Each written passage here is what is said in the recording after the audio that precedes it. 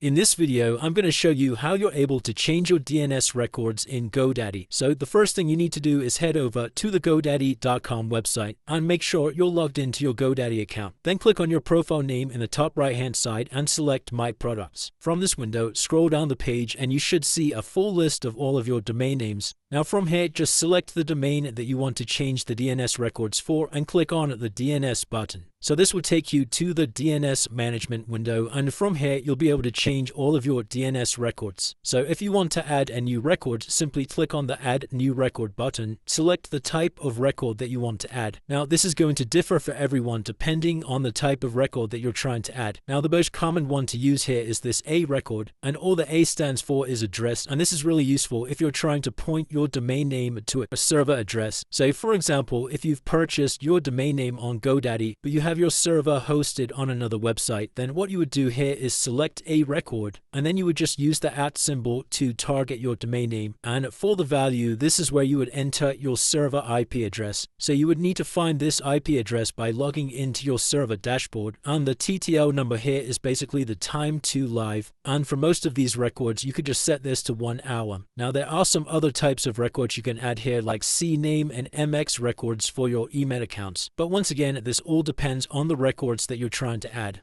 and this will differ for each individual scenario. Now another thing you can do from here is click on the Name Servers tab, and you can actually point your name servers to a completely different hosting account. So once again, if you've purchased your domain name on GoDaddy, but you have your website hosting or server located elsewhere, then what you could do is actually change the name servers to point to your server, and that way all of your DNS records will be managed by your server instead of GoDaddy. And that's basically just an alternative method of changing your A record in the DNS fields. And it's as simple as that, guys. If you did find this video helpful, then let me know in the comments and I'll see you in the next one.